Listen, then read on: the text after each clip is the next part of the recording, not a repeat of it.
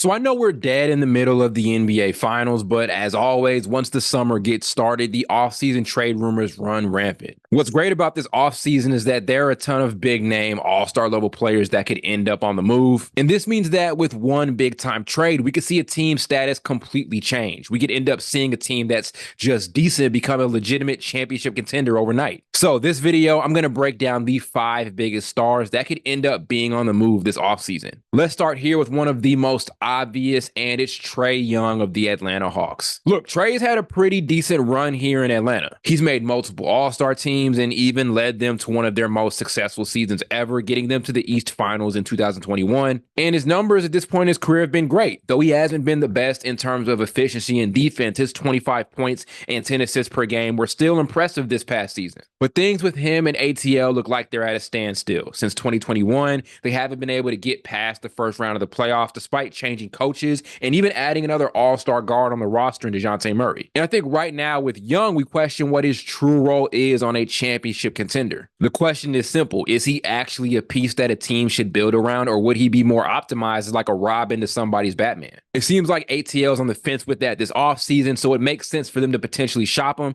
and those rumors have been existing since the All-Star break. And look, I think Trae is a player that can contribute to winning and can contribute to winning a championship, but can he do that as a number one option with an offense built solely around him?